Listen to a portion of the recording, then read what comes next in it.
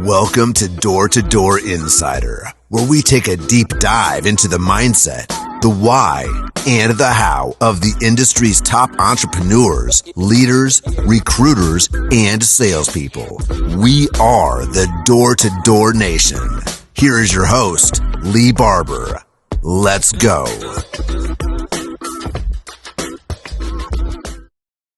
All right, guys. Good morning. Welcome to episode 2 of Door2door Insider. This morning, we are welcoming Ashton Buswell. He has been married for 15 years. He has 4 beautiful daughters, ages 12, 9, 4, and 15 months. He's currently the VP of Sales for Acceleration for Legacy Power. Some of his almost unbelievable career highlights are top quarter, 149 deals sold.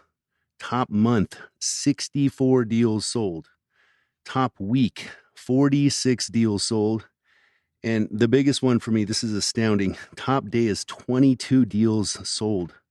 Ashton has a total of 1,196 signed deals with Legacy in his tenure, and a total of 811 deals installed in his tenure with Legacy, and an additional 35 installs with Vivint prior, with a grand total of 846 career installs. Ashton, welcome to the show, man. That's a big introduction. Thanks. Yeah. So some pretty crazy highlights, man. Do you want to go over any of that? I can if you want me to. Yeah, just touch base on some of your achievements. We talked yesterday about the 22 in a day, and you sent me screenshots of the Legacy leaderboard. You're on there a bunch, and some of the achievements and how you were unpacking what you did and some of those times were just amazing to me. So I guess just start with what gave you the drive and the tenacity to have those kind of days, weeks, and quarters. Well, I wrestled in high school and college, and I played football and soccer, but my sport has become sales now. So I've just channeled that all that energy, that focus, that drive. To be successful in wrestling, you have to be crazy disciplined, and being successful in sales is no different. It's the exact same thing. To cut weight, to lose 10 pounds over a 2-day period is really hard, but people can do it if they know how and put their mind to it. And you can sell 10 in a day if you keep with it and put your mind to it, or 22 or 22. Yeah.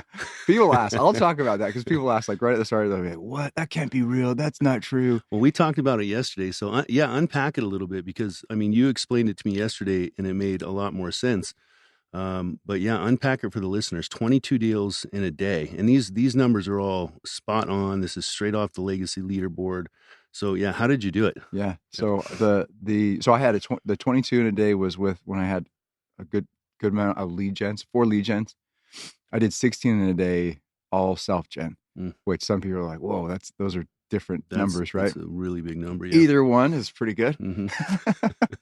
But I'd say the way I did it was, or not the way I did it. DocuSign is how I did it. Okay. And I did it during competition weeks, and I would get my customers bought into the competition with me. So it was in the sale, in the solar sale. I think that if we can get people past the decision of, am I going to do this, and on to the decision of, who am I going to talk to, they're no longer thinking about, am I going to do this? They're in. They're not going to tell their friends about it if they're not in themselves. So unpack that. So, because we talked about that yesterday, and what you were explaining was you kind of get them almost sold on who would you refer this to. Yeah. So just unpack that a little, because you gave your technique on that. Right. I'd love to hear it on here. Right. So if in the sales competition, when I did 16 self gens, I was in the competition for a Tesla. We won a Tesla. When I did 22, it was a team competition, and our team won a trip to Hawaii. Excuse me. And so what I would do with customers is I would say, hey, after I do the presentation, not knocking on the door like, hey, I'm in a competition for a Tesla, or I'm going on a trip to Hawaii. But after I presented to them, whether they signed or not, I would say, hey, well, listen, this isn't about me. This is about you. But let me tell you about something that's going on with me. And then I would, whatever competition I'm in, hey, we're going against our arch rival Vegas. We hate Vegas and we need your help, or Orlando, or whoever, right? That we're competing against and get them bought in, like, like Vegas, right?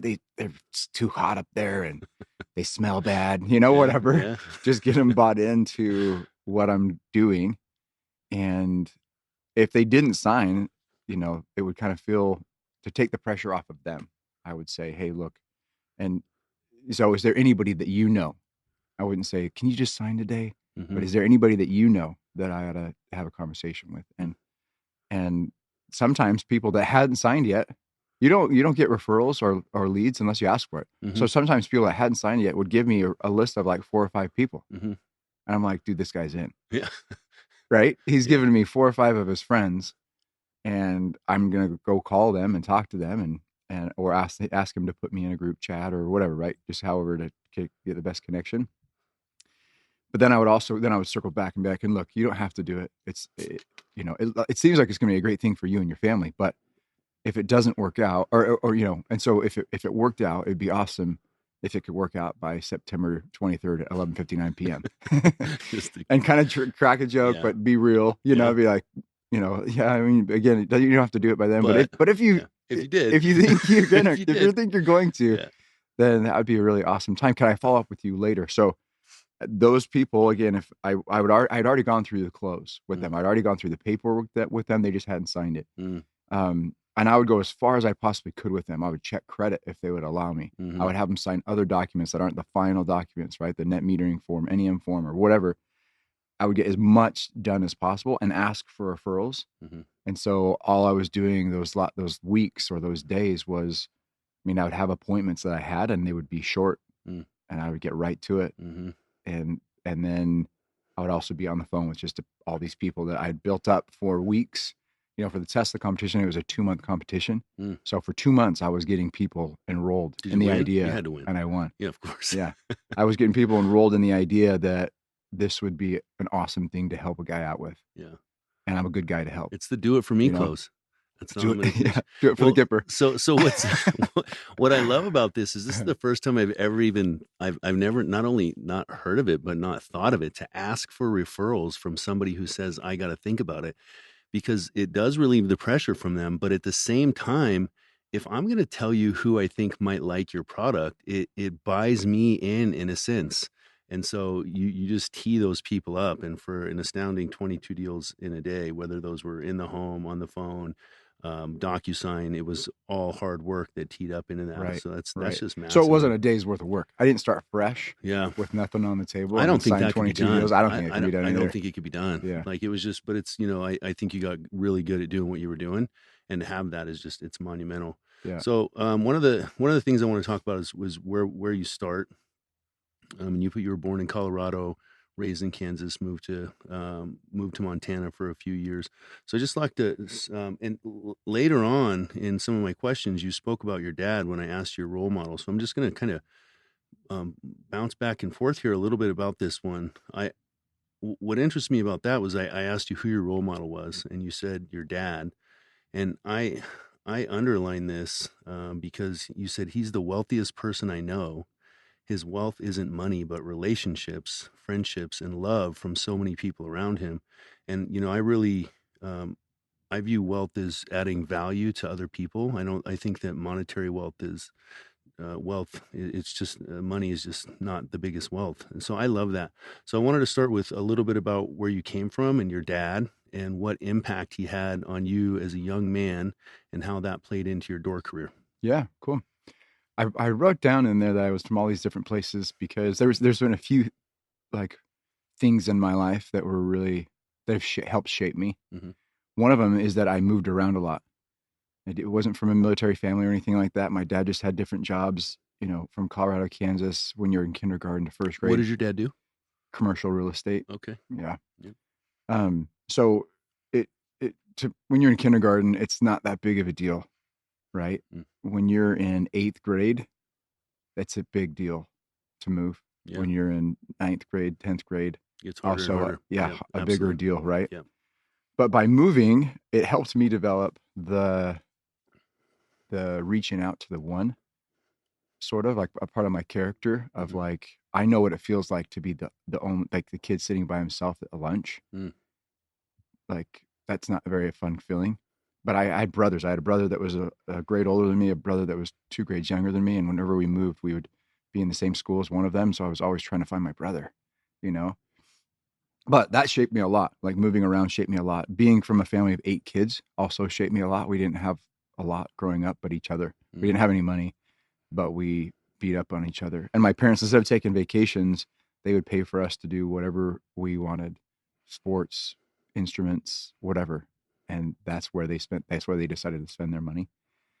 And then my dad, as my hero, he did such an incredible job helping all of his kids, and my mom too, same, with helping us all believe or feel like we were the most important or the favorite. Not most important, but the favorite. Mm-hmm. If you ask all my siblings, they're like, "Oh, I was a favorite." No, but I was really the favorite, like and whatever, right? Like Yeah. they did such an incredible job at that. And my dad would wake up at the butt crack of dawn to take me to a wrestling tournament in the middle of Kansas somewhere every Saturday.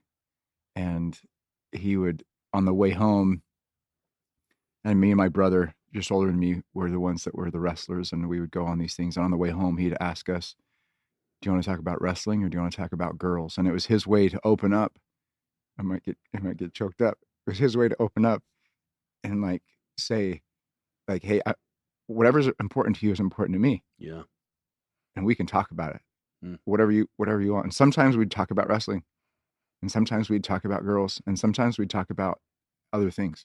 Just whatever, right? But it was his question to me to get the ball rolling of like, let's have a meaningful conversation was, "Do you want to talk about wrestling or girls?" I'm 40.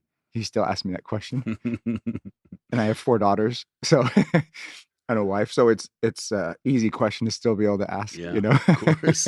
If I had all boys, and it would be a little stranger question, and I've tried to actually do the same thing. I had an experience on a daddy-daughter date where I was trying to ask my daughter about life. How's life? And we were out on the trampoline, watched a movie for our date on the trampoline. It was fun. And I paused the movie and was like, "Tell me about school. Tell me about whatever." And she was like, "Stars." "Tell me about soccer." And stars. "Tell me about, how your friends are." Moon. And I said, "Jane, do you want to talk about life or do you want to talk about the galaxy?" She said, "The galaxy." So we talked about the galaxy. Talked about the galaxy, and I downloaded an app so we could like look and see where Mars was, and That's cool. You know what I mean? Yeah. So I'm going to use that same thing with him. But my dad was always super supportive, always there, and he did well enough. I mean, to support a family of 8 kids, you got to make decent money, right? And so he did well enough to provide for our family, and all that, and he structured his jobs to be in such a way where he could be at stuff. Now, he wasn't at practice, and he always would like tease. And now as an adult, I'm also kind of like, man, all these parents go to practice. What? Let the kid just go practice. I'll go to the game. I don't need to go to practice. But you got all these parents on the sidelines, like with their lawn chairs watching practice. And my dad never did that. But he was always made himself available to go to our games, to go to all of our sporting events, to go to our choir concerts and piano concerts. And like he was there, and that's half the battle in life, is showing up. I had the pleasure of, we're actually recording from Miami right now at a legacy event. And I had the pleasure of hearing you speak yesterday on work-life balance. And it's really interesting. What I'm picking up from this is, just by you saying that your father was the wealthiest man and it was love and friendship, it sounds like your father had a servant heart, right? And he gave that to you. And I picked up on what you were saying, what you started doing, what you said yesterday was walking your kids to school, and you would talk to them during those times. And so, all the way from your childhood to now, you have followed in the footsteps of your father's servant heart. And I think a lot of what the job is and what we do and how this relates to you as a human being and your success with, and we'll go into your position as VP and the people that you lead. And I think that servant heart encircles everything that we do, from the way that we approach our family, the way that we approach our husbands or wives, our friends, our interpersonal relationships, our children, our teams. When you're just constantly looking for that way to serve somebody and make them better and add value, and that's Mm. true wealth. It's really neat to hear your story. You know, it was something that I had to learn. You know, I have a very diverse background, and I was addicted to, you know, drugs and alcohol when I was younger. That's a very selfish lifestyle because I'm Mm. just serving myself, you know, Right. when I'm in those things. Right. And so I personally had to learn how to serve, and I learned that from men like you that I saw that I wanted to emulate because their life was so good, their families were so good, their careers were so good, they were so good. You know, everything that they did just impressed me, and so Yeah. I had to learn that servitude heart as an older man, but it just was with you from your childhood, and it's obviously served you very well. What a blessing, huh? It's awesome, yeah. And on that question you asked, I was real tempted to write Jesus, who's your mentor or Yeah, your hero. yeah, Jesus is, and my dad yeah, and my mom. They're the most Christ-like people that I know. Mm. And and what a blessing to be able to be yeah, raised in a really good home that yeah. could offer all of that, you know. To see it firsthand and then to try to emulate that. Not everybody gets that lucky, you No, know. they don't, and it's just turned you into, you know. And you have, I've talked to a lot of the different people in the industry, and you just have one of the best reputations as a father and a family man, as a leader. It's just obviously served you really well. So that's awesome to go into that and to learn, you know, that your family, and props, that's just amazing. And then to see you perpetuate that into your daughters is amazing. So I wanted to go into your door-to-door career. Looks like you started with Atlas Marketing back in 2005, selling satellites. Started with Luke Toon and Casey Baugh, some of the industry greats, obviously. What was it? What was it like back then? What was door to door like? What was getting into the career? What got you into door to door? I had a friend.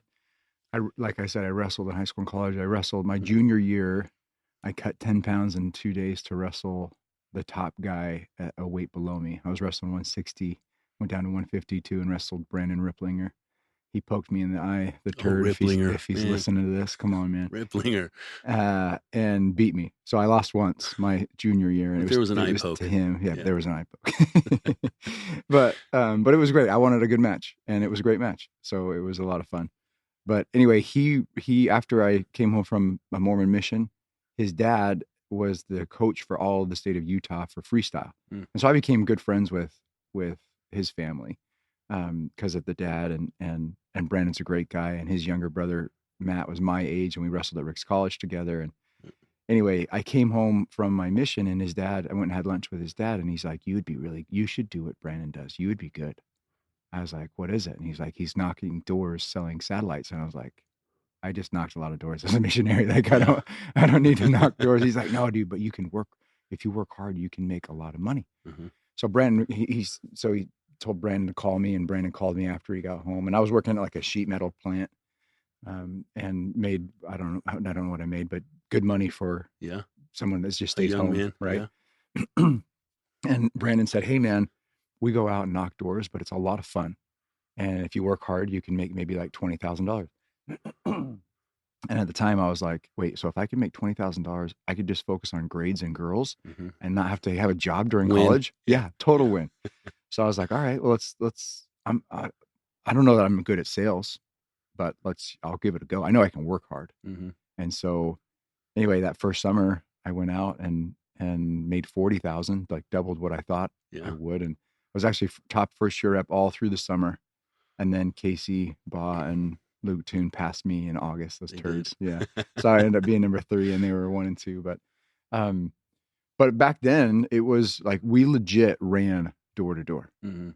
and or I did. I would run from Door to door. one person's Mhm. door, cut through their grass. By Mhm. the time they say, "Hey, don't run through my lawn," I was already at the other door. You know what I mean? Like I was legit running door to door, Yeah. getting there as fast as I possibly could, because it became a sport to me. Like this is fun. This is a challenge. Mhm. I want to be better than the last guy. And really what I've grown to be is I want to be better than me Mm. yesterday. I love Yeah. competing with other people, Yep. but really I'm just trying to beat me. Yeah. And if I can beat me every day, oh, that's powerful. Yeah. Right. And that's 100%. really what I want. That's really what I'm trying to go for. And it helps to have a target, it helps to have somebody else It that you're does. kind of, chasing or hustling with. Yep.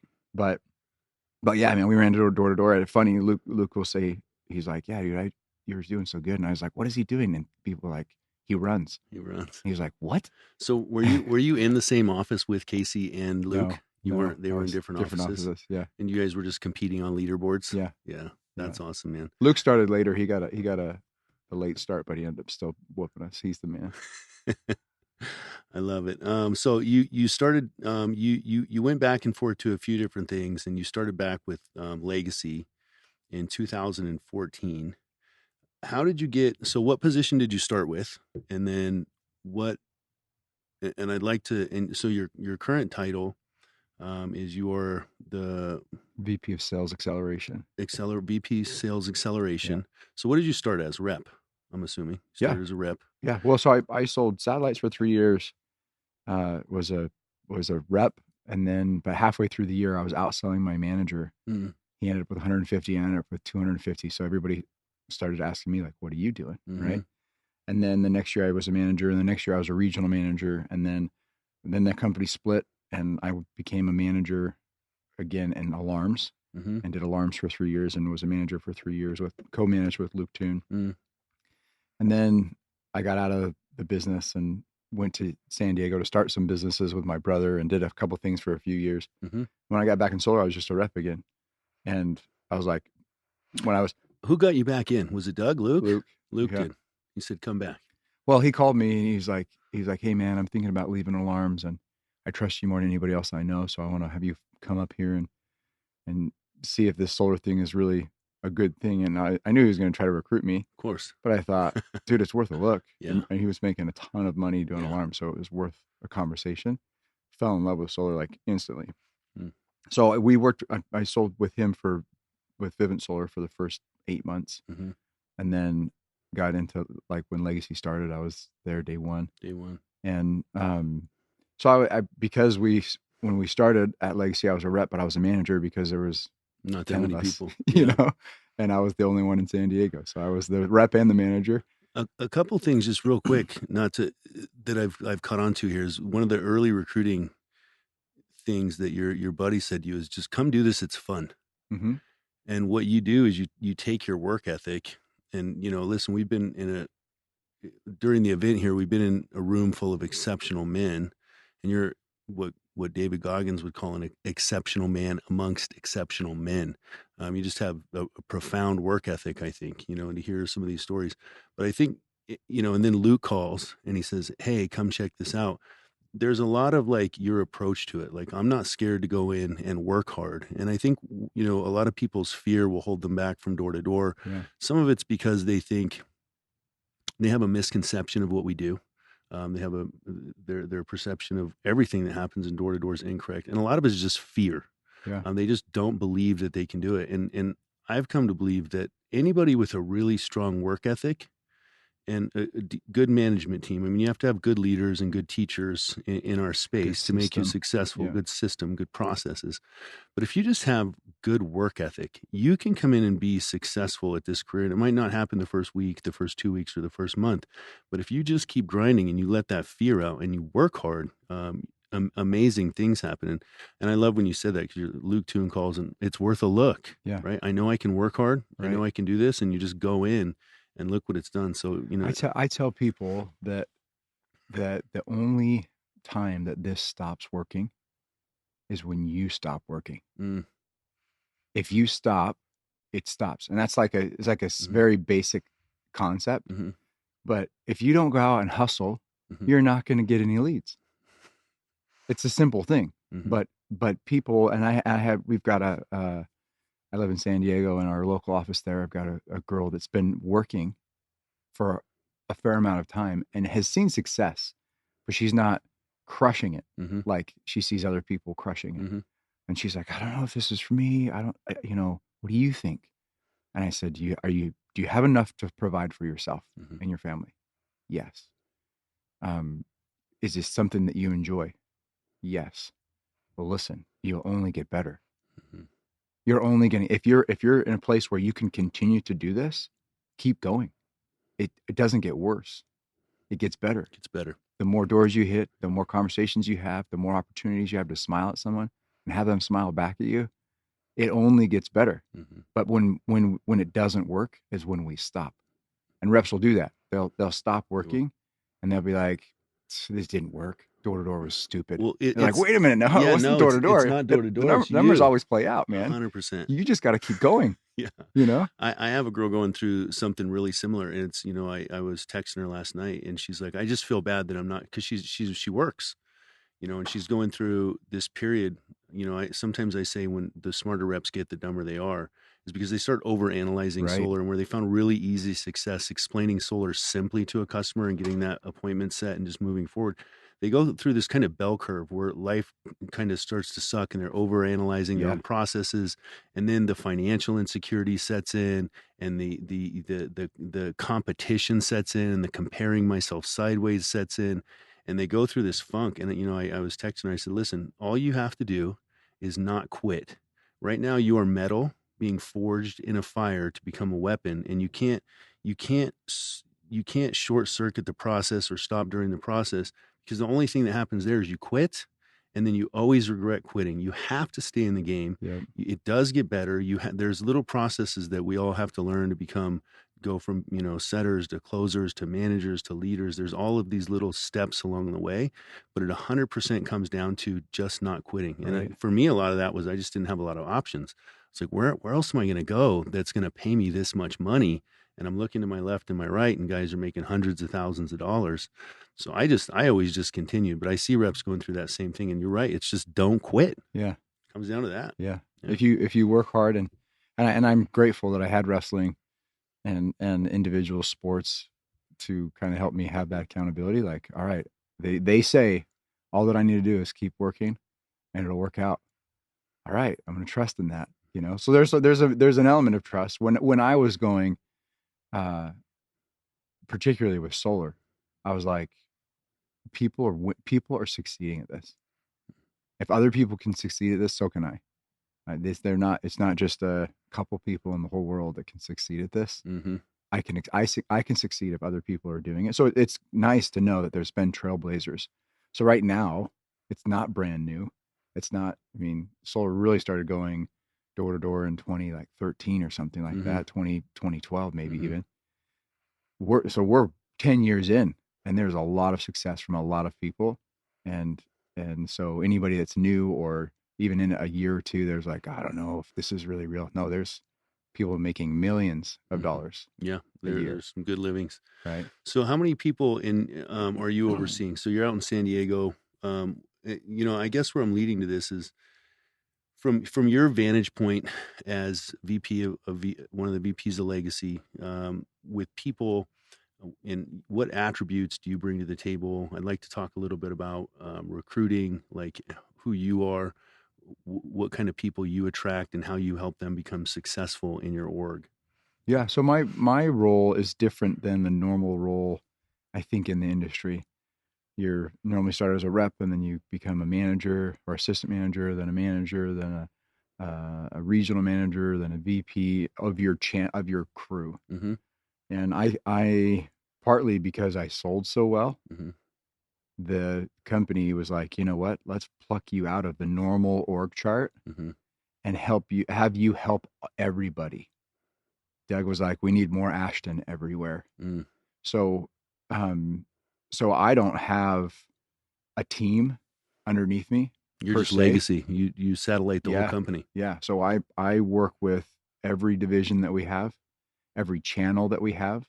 And how I explain my role is I put fuel on the fire where we need fuel, and I try to plug holes where I see we have holes. And so I'll I've been at this role for like a year and a half. I was national sales director for like 4 years or something, and that was just to help with our direct channel. But now we've got a traveling team, we've got partners, we've got new home builder division, right? We have other channels besides just our regular year-round reps.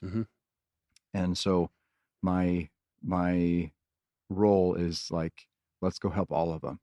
And so direct reports to me, like no one or everyone. Like it's kind of you're kind of who but they don't really ever, the direct reports to me really is no one. And that's a cool place to be, because I feel like I can be really impactful where I need it, where I'm needed in the moment. Mm. Right? We're here in Miami. To be with a third of our leaders or a quarter of our leaders, whatever it is, Mm-hmm. and be able to pour into them all at one time is really impactful. So what are some of the things that you see that, I mean, because, really there's a lot of congruency throughout the entire industry, right? What is it that you see that you help people with the most? What are you best at? Like what things are you identifying that you can come in and help people fix, the little tweaks that you can Yeah. make? The one of the things that I feel like I do really well is when a new team comes on, I am like lots of times one of the first boots on the ground. Mm-hmm. Are This you is still knocking? Yeah. Yeah. Yeah. I don't usually knock just on my own. I'll Yeah. go and knock With somebody. or do Yeah. some training or whatever. But for the most part, like I'm boots on the ground at the first. Like this is how Legacy operates. This is what we do. Mm-hmm. And every time I go train, everybody's like, "Well, dude, tell me your pitch." And my pitch is so basic, man. Mine is too. It's Very, not fancy pants at all. But it's a simple story mm-hmm. with I'm confident as crap. Mm. Dude, I'm just crazy Do you confident. same pitch every time? Same pitch every time. Love it. Yep. Since 2015. Same pitch since 2015. What is it? Let me have it. Give it to me. It's Power Project. I don't need to go through my pitch, but I love getting pitched, man. I just do. The framework is exactly the same. I've tweaked a few things here and there. And then as I've traveled to other markets, I thought, I need to probably try a different pitch. And then I'll go try my pitch. Yeah. It freaking works, dude. Yeah. So the best people that I know in any sales, and particularly door-to-door sales, mm-hmm. they say the exact same thing mm-hmm. every time. And they make it sound like it's the first time they've said it. Mm-hmm. Right. So I had a lesson with that when I first started and I was in alarms. I was doing takeovers with Pat Mendez, amazing salesman, and that all we would do when it's the alarm. I'm the alarm manager. Remember when you signed up? It was his pitch. He invented the pitch and I copied the pitch. And then there was for me, I didn't like the crossover because I wasn't saying, "Hey, I'm Lee with Vivint." I was saying, "Hey, I'm Lee, the alarm manager." And then when you get in the house, you're like, "Oh, just let me come in and check out the panel." They said, "Are you with ADT?" And that made me feel awkward. Mm-hmm. So I started to change the pitch. And, I was with Pat for 3 days. I sold 7 alarms my first week. I was just out on my own. And so I just started making stuff up. And it was, I did good the first week. And then the second week I started tapering off and it was really quick. They caught me in correlation. I'm like, I'm just having so much trouble. Like, well, what are you saying? And I'm like, when? And they're like, at the door. And I'm like, which time? They're like, no, it's got to be the same thing every single time. And what I teach now, and I'm sure you do as well, is that the pitch has to be the same because you have to have the same pitch every time so you can analyze facial expressions, metaverbals, how you're overcoming different objections at different times. And also it's that first 4 seconds when you are so comfortable walking up to that door and you've just said that pitch so many times, your metaverbal's relaxed. You're not thinking about what you're going to say next. Right. You can control the energy in between you. You can listen to what the customer is saying. It's just, it's impactful, so anybody that's out there listening that changes their pitch on a daily, I mean, coming straight from Ashton, keep the pitch the same. Exactly the same. Yeah. Yep. Yeah. And you're right. So what I've become is started in 2005, took a couple years to do some businesses with my brother, but what I've become is a professional body language reader. That's what I've become. I love that. I'm freaking good at figuring out where somebody's at in a few seconds when I knock on their door. Mm-hmm. And I can do that because I know my pitch. I don't have to think about what am I going to say next. Mm-hmm. I already know what attention. I can pay attention. I can listen with my eyes. I can be with them because I already know what I'm going to be saying. Yeah. When I first started knocking, I haven't knocked with that many guys in my career, but I've gone out with a few different guys just for fun. And I remember being with a few different guys on doors and thinking they were just hypnotizing people, like literally like hypnotizing people. I'm like, what are you doing? But it was just that they were controlling the door with their confidence. The pitch was the same, their metaverbal. It was just, they were overcoming all of the smoke screens and the awkwardness and the knee-jerk reactions from the homeowners just by really owning the doorstep. I mean, the doorstep is our office. Yeah. That's where we live. Yeah. When you take possession of that office with confidence You're sharp as a tack, and going into Belfort, Right. enthusiastic as Right. hell, and a figure of authority in your industry. You just take that door over. So that's dope to hear, man. Yeah. And then how many hours a day on average when you were knocking full time were you knocking? Well, so when I started that very first summer, they had what they called an Ironman bonus. Mm-hmm. And it was if you knocked 7 hours a day for 120 days and only took 3 days off, you got Sundays off and then 3 other days off the whole summer, they would give you an extra $1,000. Wow. And I was a poor college kid, and I was like, "What, you're going to give me $1,000 to do my job?" Mm-hmm. Yeah, I'll do my job. Right. And so I just was raised knocking 7 hours a day. Yeah. And so I still believe that that's what people should knock, but people don't. Usually they'll knock like two or three or four is like, man, I knocked a lot today. Like, dude, are you kidding me? Yeah, it's not a lot. A job, It's not a lot. a normal job is Yeah. 8 hours a day. Yeah. And you're only knocking half of a normal job and expecting to be a billionaire? Yeah. Like, get over it, I dude. think some of the stuff that I think there's a lot of big check syndrome in our industry. Yeah. So I know how I fight this, but I'd like to hear how you fight it. Money's not my top priority, but you see a lot of guys, they get $10,000-$15,000 paycheck, or they got a couple sales and they're not even installed yet, and then they're just like, oh no, I'm just gonna go knock a couple hours this week. Right. I'm gonna do some follow-ups. I'm a door knocker, man. When I'm out knocking doors, I'm just knocking. I don't care what the paychecks are. How did you operate? Obviously with some of these numbers that you're putting up, there's you're sowing some pretty massive crops that are growing up behind you as you're getting installs. Right. How are you just knocking through that without even thinking about the money? How are you keeping that pressure on yourself? So it's become a game to me. Gamified it. Like I said earlier. So the money to me is a scorecard for how you're doing in the game. Right? It's dollars follow value. So if you're creating value, you're going to get dollars that follow that in whatever way that you create the value. But I've had, and I get it too. Like, I remember the first time I got a check, the biggest check, it was a $31,000 check in a week. And I was like, holy crap, dude. Big Check Friday. That's like my friends that are teaching elementary school their in whole Kansas. Year. Yeah. I just made their paycheck in one day or in 1 week. Yeah. And that it's not 1 week worth of work, right? I signed people different times. I had to follow up. I had to help get the deal to install, but one paycheck. Yeah. It's a different perspective when it's somebody else's year, their wage. In 1 week. Yeah. Right. And so it was like whoa, I could legit take today off. I don't need to go to work today because I got enough money for months from one paycheck. And I remember going on a date that night with my wife and just kind of having this like, wow experience. But it didn't make it so that I wanted to take a break. Because I'm a competitor, man. I want to, you saw all the records last night. It's a lot. I'm all over that. And I want to be all over that, but I don't.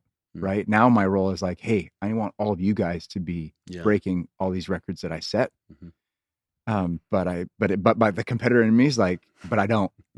Brandon Cottrell, I showed him, he hadn't seen the page. I'm like, hey, dude, here's this, and you should go beat some of these records. Yeah, and he started to creep up on the monthly record. Yeah, and I was like, oh, don't get it. Oh, get it. Oh, don't get it. And we went on our humanitarian trip. I love it. And I was like, again, because I want our guys to succeed. I want him to succeed. I'm just as happy for his success as I am for my success. Yeah.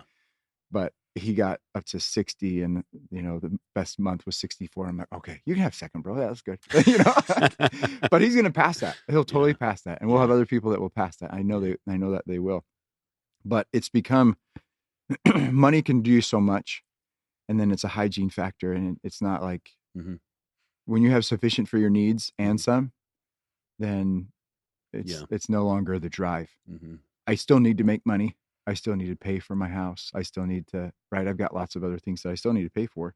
I'm not independently wealthy. And even when I am, I'll still have a game because I like to compete in the game. So I transitioned the dollar amount, the dollar signs used to kind of be the game for me. But now it's sales, or my main role was to sell. Like it's no longer about how much money I can make. That's awesome. That $31,000 check, awesome. But like, I can't stop because if I stop, then somebody else is going to beat me. No, I'm Mhm. not going to let that happen. Right. I need Yeah. to keep hustling. So my number became numbers on our grid, on our scorecard. What you had to have. That's what motivated me. I love that. I didn't grow up with sports. I'm not an ultra competitive person. Mine is, I'm very, I think I have a little bit of ADHD, but with life, I get, I get very unsettled when I'm not building, when I'm not involved in something. Whether that's my spirituality, my intellect, taking in content, or the job. And what I've loved about this career is that it's just constantly building. In the very beginning, I talked to Ty Williams last year sometime. One of the things that I picked up from him is he said, first comes the work, and then comes the planning, and then comes the mindset. And through all of it, for me, I've gone through those different stages where it's just work, work, work, work, work. And I've always competed against myself. I'm like, it's funny because, I knocked with Seth, and I would go into competition. I would tank. I would be having a killer month. And we do a competition. It just does something to me. And I have an internal mechanism that says I have to do more than I did yesterday. And it just makes me get up, and it just makes me go, and it just makes me build, and it makes me be creative. But to hear, I think there's a lot of different personality types out there, and I love competitions. I love watching guys in competitions. I don't like tanking in them myself, Yeah. but my competition's always been with myself, and I think it's a factor of people finding what is that, and you have to dig inside, and you have to create something bigger than yourself because we always you say I don't feel like it. Well, not, you don't jump up out of bed and feel like going and knocking, but you feel like being better than yourself. You feel like Yeah. winning. You feel Yeah. like building. Like you have to find those things that are bigger, whatever it is, whether it's you're competing against yourself or whether you're competing on the leaderboards, or whether you just want to win or whether you want to win a competition. People have to find those mechanisms to set themselves up where they're constantly sowing the field and not worrying about the crops that are growing behind them. Because if you're just always sowing, you're always going to be getting the crops behind Right. you. So Right. super dope to hear you unpack your why and your how on just grinding out such an amazing career, man. I mean, your stats are just off the chain. Your biggest mentors, we went over that. It was your dad. And what you wrote was just amazing. You literally wrote, he's the wealthiest person I know. His wealth isn't money, but relationship, friendships, and love from so many other people around him. And that's, one of the things that I talk about a lot is that I know some extremely wealthy people, and it has very little to do with their money. And some of them do have money, but most of the wealth, in my opinion, wealth is adding value to other human beings. So I just like to have you unpack that a little bit. Just listening to you yesterday, I mean, talk about a wealth of information. You were talking about a work-life balance. Man, there was so much content in what you did yesterday, but I just want to let you unpack, spirituality, your mentality, giving, servitude, heart as a wealth factor. Yeah. And specifically my dad, like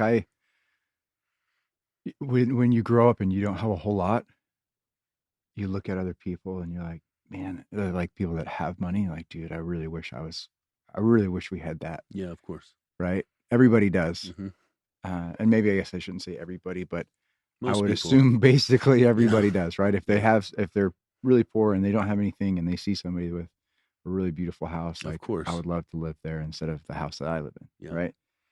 And my parents did a good job of helping us realize that the best things that we have are our relationships. Mm, And a thing that my dad would say to me lots that I pass on to everybody is that our relationships are what we've experienced together. mm, So you and I have experienced this together. We experienced our time yesterday together. We experienced an event in Salt Lake City together. mm-hmm, The depth of our relationship will continue to grow as we have more experiences together. mm, Mitch Ramirez, that's MMA on his way to the UFC. yeah. Him and I wrestled in about a 3-foot wide, 4-foot wide space that was like 15 You went feet for it. long. Well, you're a wrestler. Yeah, we wrestled after we were working out, and between like our sets, we would scrap. Yeah, And now him and I have had that experience together, yeah, and we can always talk about that. yeah. And so my parents would always try to help us have experiences with people because it would also deepen our relationships with them. Mm, Where my dad has had so many relationships. My youngest sister, my baby sister, she was asked like, "What does your dad do for work?" And she said he makes friends Mm. because he was a business development guy for his company. And he really legit, that really was his job. And she saw it in a different light of like, all my dad does is he like goes and he's super nice to people and people love him Yeah. and he loves them and they become friends and it helps his company. Wow. Like that's what he does. Like that's his job. Right. And so anyway, as I've grown and seen how he's operated and how my mom's operated, they're hand in hand on all this stuff. Um, but they have built so many incredible relationships.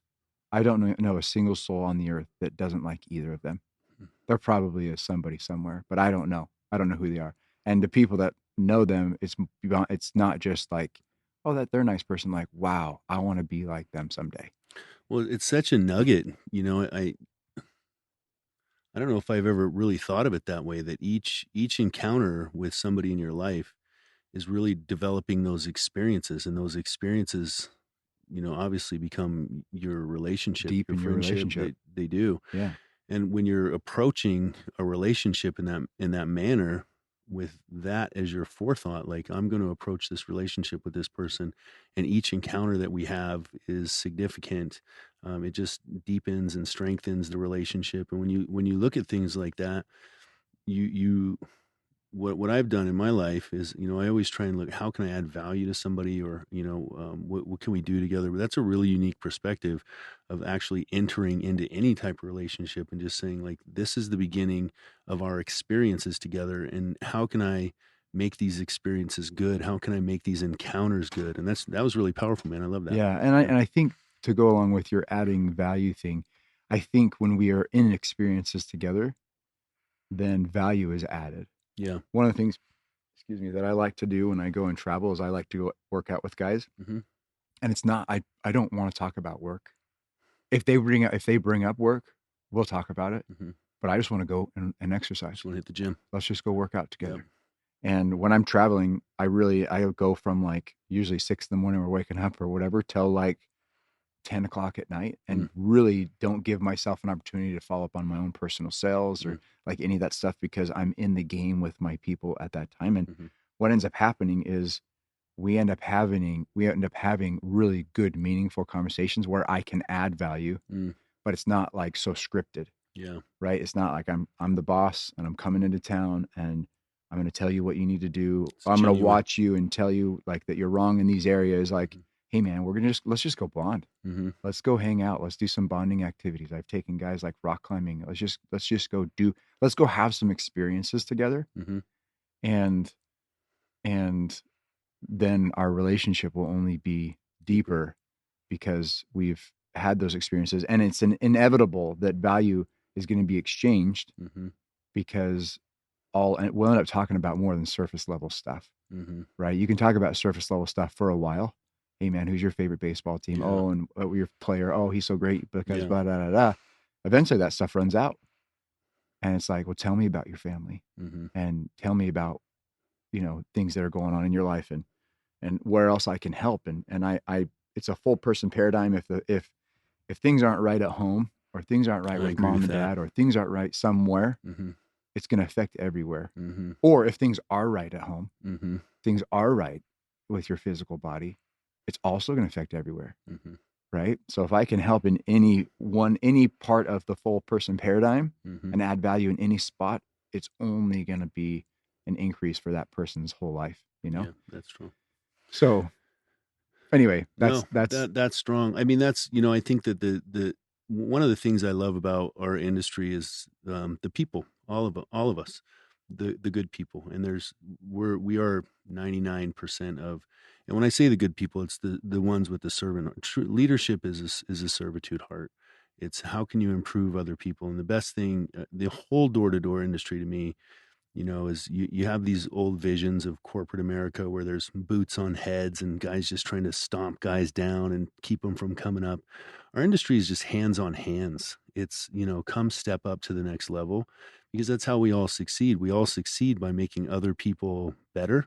And, to hear the way that you approach those relationships to be meaningful, true relationships, you just really start to, I'm a big fan of success leaves breadcrumbs. And you can just pick right up on how to make meaningful, long-lasting relationships is really get in touch with a guy or a woman and see how they feel. How's their family? How's their life? Right. What's their work ethic? What are they Right. doing? How can you help them?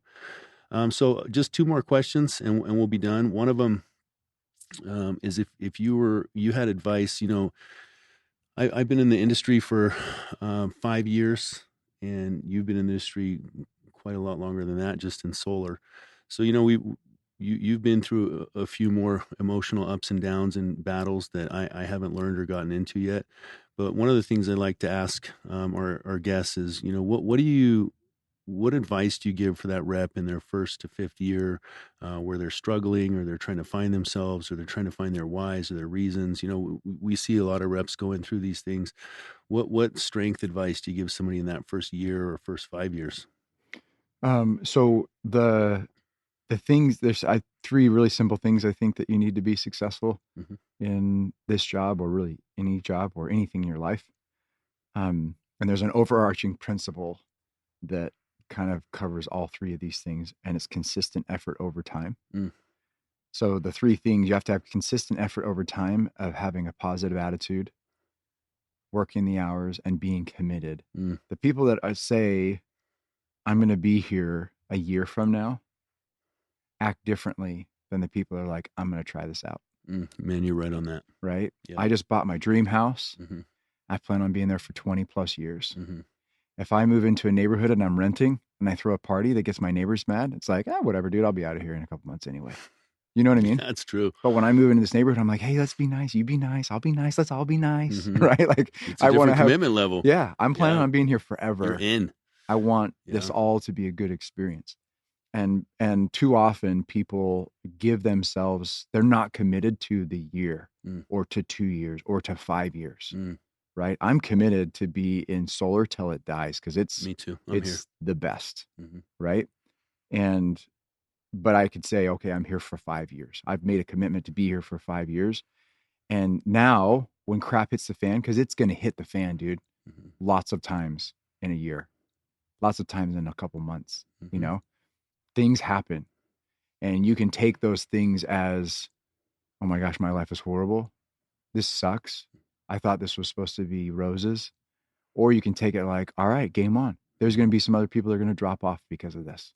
I'm not one of them, because I'm committed. Yeah. And right? I think the approach comes from the commitment level, because it's like, I'm going to go to the gym for a week and see how it feels. It's not going to feel good. You're going to leave. And on the fourth day, you're going to quit. And if you say, listen, I'm committed, I'm going to go to the gym for a year. The way that you face the pain is different. The way that you accept the pain is different. The way that you think about the embarrassment of instead of like thinking, hey, I don't know how to use this machine, everybody's going to look at me. You think, I'm going to learn how to use this machine because I'm going to be here. And if you approach the job in that way, listen, you have to approach your marriage in this way. Right. I'm married for the rest of my life. So when it gets hard, or we have disagreements, or there's, different things going on, my mind has to automatically revert back into what it does. And that's, how do I solve this problem? How do I become a better man? How do I overcome these things? How do I react differently? How do I help my wife? How do I love my wife? So it's really these types of success factors are congruent in all of our life. I love the way that you put it.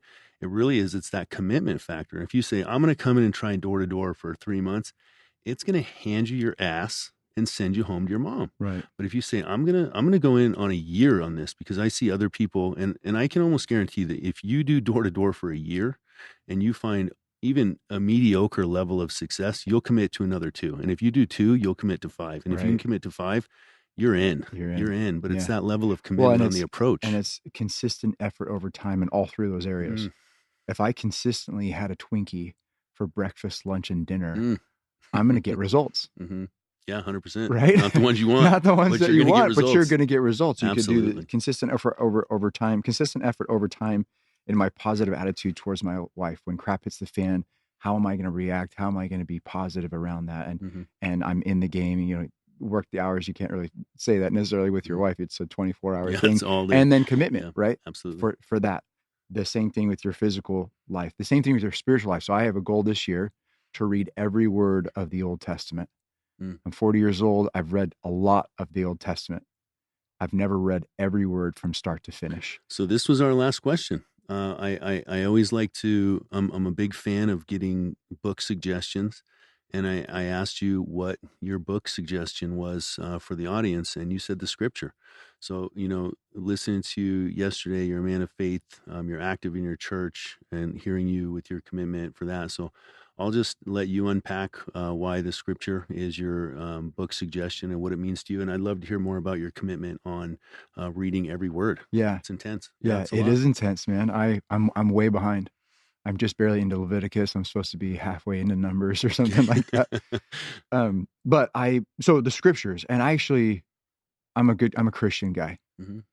but it doesn't have to be you can read the Quran if you're Muslim. Mm-hmm. We've got a guy in our office that I just respect like through the roof. That's a Muslim guy because he lives it Mm-hmm. and he reads his scriptures and you know what I mean? Mm-hmm. There's so much good in the word of God, Mm-hmm. whatever religion you are. I agree with that. If you can be in there, it's going to help every other part of your life. Mm. And it's something that is the tree that always keeps giving, right? You can go to principles that Jesus teaches, and at one stage in your life it means something to you, and now at a different stage it's going to mean something totally different Mm-hmm. because you have a death in the family, you've got kids now, you have whatever, Mm-hmm. and you're going to see the same story at a different perspective and like, oh, I never thought of it like that. Mm. And so not that other books aren't that way, because you can have that same experience with the 7 habits, you can have the same experience with like a bunch of different books. Absolutely. But to me, that's been the most impactful book to read all of the scriptures. And the commitment this year, I mean, last year I had a goal. My big hairy goal last year was to do 50 pull-ups in a row, and it just kind of came out of nowhere. It was like just a You did random it? goal. Oh, just a random goal. Yeah. But it helped me in all aspects of my life because I figured, dude, it's going to be hard to like do 50 pull-ups in a row if I'm fat, Mm-hmm. so I ate healthier and I worked out more parts of my body than just like doing pull-ups. And to answer your question, I didn't get it. I did 40 in a row. That was my max, like kind of on an accident. I was just going to do sets of 25 and I was feeling good. So I kept going. Yeah. But then I really jacked up my elbow. Yeah, it's tough. And so How old are you? I pivoted. I just turned 40. You just turned 40. Yeah. So I pivoted to have my goal be 50 pull-ups and 100 push-ups in under 5 minutes. That's a good goal. And I did that 3 times, and that was a pretty intense goal. But it was awesome. it was good. Yeah. So, but now my big hairy goal is to read the Old Testament, because that's, to a lot of people, that's like old and not as pertinent to today. But Jesus taught from the Old Testament, so it's still good. There's good things that are in there. And anyway, I could go all into that. But reading and listening to books is a crucial part of anybody that wants to grow and develop. You have to 100%. be feeding yourself You have with to. good information. Whatever we take into our bodies, into our minds, we're gonna become the fruit of that, right? The Twinkies example. If we take that in all the time, our body's gonna show and have the problems that come associated with that. And so if we're feeding ourselves, and too often people will spend way too much time on social media, myself included. I feel like I've done a lot better at paring that down. And we're at the whim of whatever the algorithm tells us we need to hear. Yep. Which sometimes could be good and sometimes could be bad. Yeah, I agree with you. You're better off to be proactive about what you want to feed your mind than to be reactive. I think that's one of the keys to what we do in our industry. And one of the things that brought to mind when you were talking about doing the pull-ups is it made you better in other areas of your life physically, because you had to work on other parts of your body. What I related that to is when you're reading the scripture. And I've read a ton of books. I love books. I encourage my team and anybody that's in my family, my daughter, my wife, read. And I'm not the best reader. I probably get 20 to 40 minutes in a day of my books, and then I read in the morning. I do that pretty well. But what I related it to when you were talking about the push-ups is how much better it makes every other area of your life. So I have this Yeah. commitment to read my books, to listen to my books on the way to work, on the way back from work, but then they help enhance my correlations and just the Right. compound effect of the years and years of doing this. When I'm teaching correlations, or when I'm doing one-on-ones, or when I'm giving advice, or when I'm helping a rep, or knocking with a rep, or helping a rep go through closing school, all of that, what I've done comes out in other areas of my life and just makes it better. So that was a really good analogy with the pull-ups and just making it better, because if we apply that to what we're doing and the content that we're taking in, and I'm very selective with the news that I listen to, the music that I listen to, Yeah. any content that comes into my head, it's like it can be a Twinkie or it can be health food, Exactly. going into my mind. Am I And having yeah, kale or a Twinkie? yeah, and I'm very susceptible to Twinkies, man. Yeah. Whether they're the news, I can get on social media and be geeking out, and I'm cussing out the government or something stupid or Right. some that I can't change or I don't have any control over. And I'm like, I'm just wasting my time. I could be loving my daughter right now, or Yeah. writing somebody a good note, or giving a gratitude list. So I agree with you. It's really important. Well, listen, Ashton, I've had the pleasure of spending some time with you both in Salt Lake, and here in Florida. You live up to your reputation. I mean, people just talk so great about you. It was great to hear you talk yesterday.